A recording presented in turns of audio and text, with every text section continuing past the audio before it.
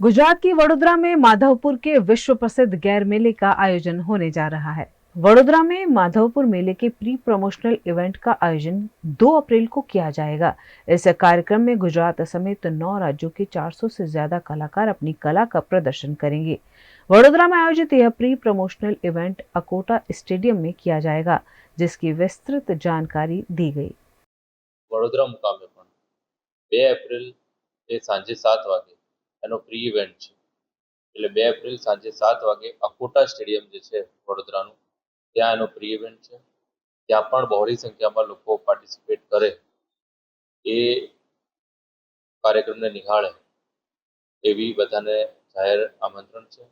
સાથોસાથ મુખ્ય બાબત એ છે કે નોર્થ ઇસ્ટના 200 કલાકારો અને ગુજરાતના 200 કલાકારો, બંને કલાકારો નોર્થ ઇસ્ટ અને ગુજરાત કલાકારો ત્યાં સાંસ્કૃતિક પ્રોગ્રામ પ્રસ્તુત કરવાના છે. બધા નગરવાસીઓને જાહેર નિમંત્રણ છે કે ત્યાં આવે.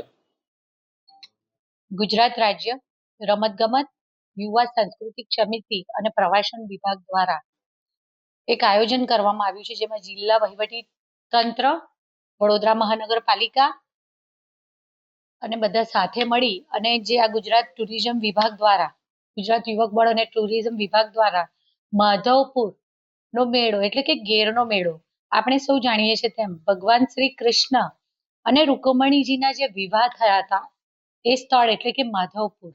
આ માધવપુરમાં જે મેળાનું આયોજન થતું હોય છે, આદરણીય ગૃહ રાજ્ય મંત્રી શ્રી હર્ષભાઈ સંઘવી દ્વારા આ માધવપુરના મેળામાં બની શકે કે બધાને ત્યાં જવાનું શક્ય ન બનતું હોય ત્યારે એક એવી પ્રી ઇવેન્ટનું આયોજન કરવામાં આવે, જેના થકી ગુજરાતના અમુક શહેરોમાં, અલગ અલગ શહેરોમાં પણ આ માધવપુરના મેળા જેવો માહોલ થાય અને સ્થાનિક નાગરિકો આ માધવપુરના મેળાને પોતાના જ શહેરમાં માણી પણ શકે.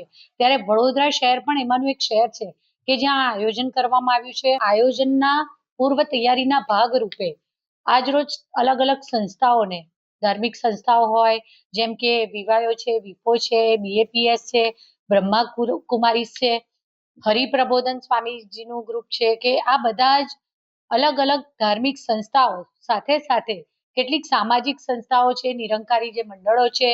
તો વડોદરા જે કલા અને સંસ્કૃતિની નગરી છે, ત્યારે કલા સાથે જોડાયેલી અલગ અલગ સંસ્થાઓ કે પછી શાળા હોય, CA સેલ હોય, કે બધા અલગ અલગ, એટલે કહી શકાય કે અલગ અલગ જે બધા સંસ્થાઓ મળી અને વડોદરા નામનું જે આખું રંગોળી રચાતી હોય, આ બધાને જ બોલાવી અને આપણે આયોજનમાં કેવી રીતે વધારે વ્યવસ્થિત આયોજન કરી શકે, જેથી આપણા વડોદરા શહેરના નાગરિકોને આ માધવપુરનો મેળો એટલે કે ગેરના મેળાનું મનોરંજન પણ મળે, આનંદ માણી શકે અને ત્યાં એ લોકો મુલાકાત પણ કરી શકે.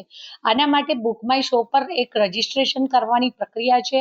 લગભગ 5000 જેટલા અહીંયા મુલાકાતીઓ આવશે એવો એક અંદાજ છે. માટેનું બધું પ્લાનિંગ કરવામાં આવી રહ્યું છે.